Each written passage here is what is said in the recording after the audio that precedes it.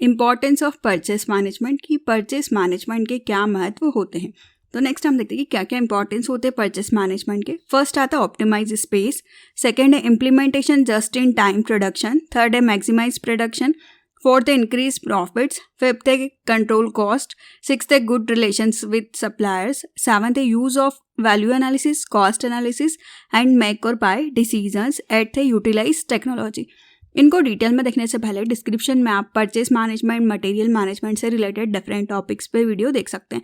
Video अच्छा लगे तो प्लीज़ लाइक कीजिए, चैनल को सब्सक्राइब कीजिए और कमेंट कीजिए। और किसी टॉपिक पे वीडियो चाहिए तो आप कमेंट कर सकते हैं। फर्स्ट हम देखते हैं कि परचेस मैनेजमेंट क्या होता है। परचेस मैनेजमेंट में आप इफ़िशिएंटली और इफेक्टिवली तरीके से परचेस के सिस्टम को चलाते हैं, जिसमें आप फॉलो करते हैं मैनेजमेंट को। ये आपको हेल्प करता है कि कैसे आप मैन्युफैक्चरिंग की प्रोसेस को कर सकते हैं।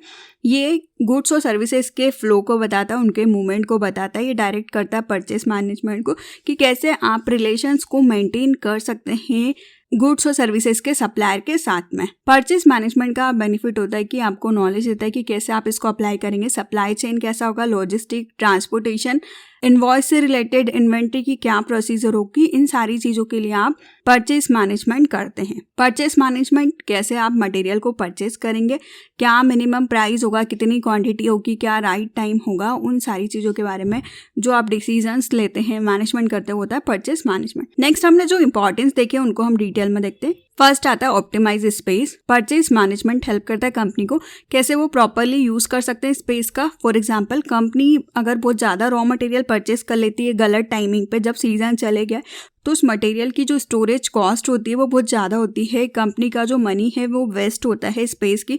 फॉर एग्जांपल, कोल्ड ड्रिंक का सीज़न चले गया और आपने रेनी सीजन में बहुत सारी कोल्ड ड्रिंक स्टोरेज करके रख ली, तो आपका स्पेस यूटिलाइज हुआ है, मनी ब्लॉक हुआ है। तो ये इफ़िशिएंट टाइम नहीं था परचेसिंग का। तो इंपॉर्टेंट होता है कि आप परचेस मैनेजमेंट करें ताकि आप स्पेस का सही तरीके से यूज कर सकें। नेक्स्ट आता है implement just in time production. Just in time production flow बताता है मैनेजमेंट की फिलॉसफी को कि ये फिलॉसफी में आप एलिमिनेट कर सकते हैं ओवर प्रोडक्शन को, गुड्स की डिलीवरी को देखते हैं। जस्ट इन टाइम आप कैसे कस्टमर्स की डिमांड को मीट कर सकते हैं। आप इसमें एलिमिनेट करते हैं मटेरियल के वेस्टेज को, स्टोरेज की नीड को। और परचेस मैनेजमेंट एक सेंट्रल रोल प्ले करता है कि कैसे वो जस्ट इन टाइम प्रोडक्शन कर सकता है, राइट मटेरियल को देख सकता है प्रोडक्शन का, और कस्टमर को प्रोडक्ट डिलीवर कर सकता है। तो जब आपको लगता है कि सही टाइम है प्रोडक्शन का, जब डिमांड ज़्यादा है, तब आप ज़्यादा प्रोडक्शन करें ताकि आप उनको टाइम पर डिलीवर कर सकें। नेक्स्ट आता है maximize production. Proper purchasing management allow करता है कंपनी को कि वो अपने प्रोडक्शन को कैसे मैक्सिमाइज कर सकती है। ये इंश्योर करता है एम्प्लॉयज़ को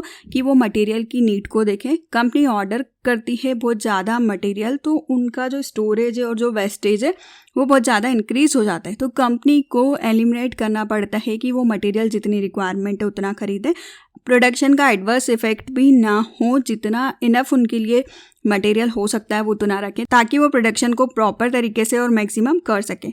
नेक्स्ट आता है इंक्रीज प्रॉफिट। जो इफिशिएंट परचेस मैनेजमेंट की प्रोसेस है ये लीड करती है कैसे आप प्रॉफिट को इंक्रीज करेंगे। आप करेक्टली परचेसिंग मैनेजमेंट को देखते हैं कि ये हेल्प करता है कैसे आप प्रोडक्टिविटी को इंक्रीज कर सकते हैं, कॉस्ट पर यूनिट को कम कर सकते हैं, प्रॉफिट मार्जिन को इंक्रीज कर सकते हैं। तो परचेस मैनेजमेंट अलाउ करता है कंपनी को कि कैसे वो जो रॉ मटेरियल का वेस्टेज हो रहा है उनको हटा सकते हैं, स्टोरेज की जो कॉस्ट है उसको कम कर सकते हैं, और इन तरीके से आप प्रॉफिट को इंक्रीज कर सकते हैं। तो जितनी कॉस्ट आप कम करते जाएंगे उतना आप प्रॉफिट इंक्रीज करते जाएंगे। नेक्स्ट आता है कंट्रोल कॉस्ट। जो परचेस मैनेजमेंट है ये हेल्प करता है कि आप कैसे कॉस्ट को कंट्रोल कर सकते हैं डिफरेंट तरीके से। फॉर एग्जांपल, परचेस मैनेजमेंट में इन्वॉल्व होता है कि आप समझते हैं सप्लाई चेन को, रॉ मटेरियल के मार्केट को, कि वो कैसे फ्लक्चुएट हो रहा है।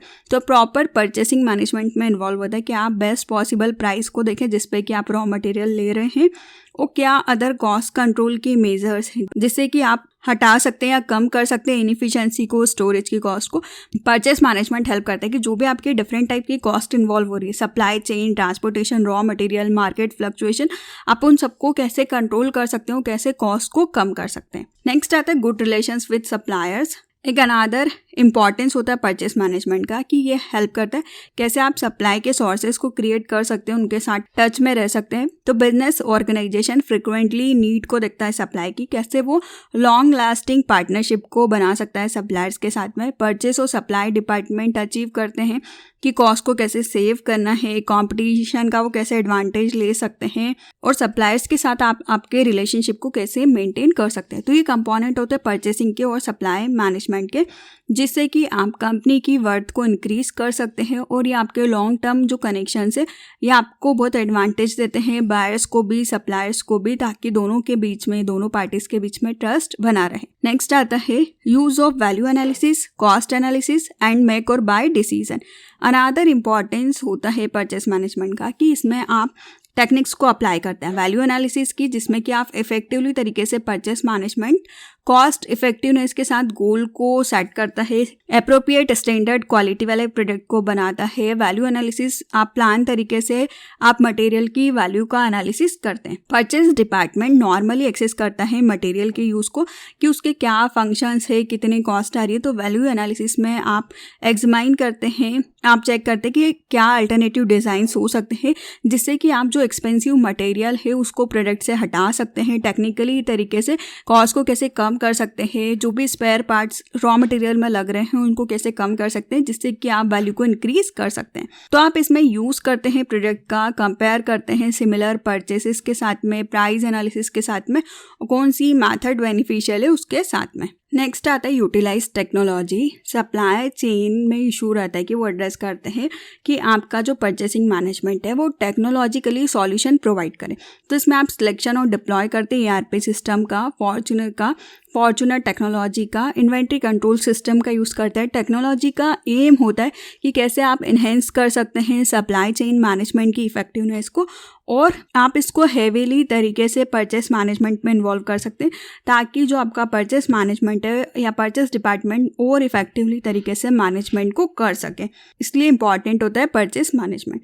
तो इस वीडियो में आपने देखा कि क्या इंपॉर्टेंस होते हैं परचेस मैनेजमेंट के। फर्स्ट है ऑप्टिमाइज स्पेस, कि आप स्पेस का अच्छी तरीके से यूज़ करें। सेकेंड आता है implementing just in time production, कि आप जस्ट इन टाइम प्रोडक्शन वाली फिलॉसफी का यूज़ करें, कॉन्सेप्ट का यूज़ करें कि जब डिमांड है या जब कस्टमर्स को नीड है आप उस टाइम पे फुलफिल कर सकें।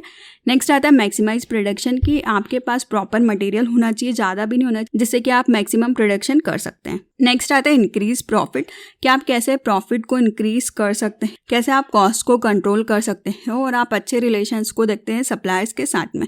आप इसमें यूज़ करते हैं वैल्यू एनालिसिस का, कॉस्ट एनालिसिस का, मेक और बाय डिसीजन की टेक्निक्स का, और आप इसमें यूटिलाइज करते हैं टेक्नोलॉजी का, जिससे कि परचेस डिपार्टमेंट इफेक्टिवली तरीके से परचेस के मैनेजमेंट को कर सकते हैं। वीडियो अच्छा लगे तो प्लीज़ लाइक कीजिए, चैनल को सब्सक्राइब कीजिए और कमेंट कीजिए। और किसी टॉपिक पे वीडियो चाहिए तो आप कमेंट कर सकते हैं। Thank you.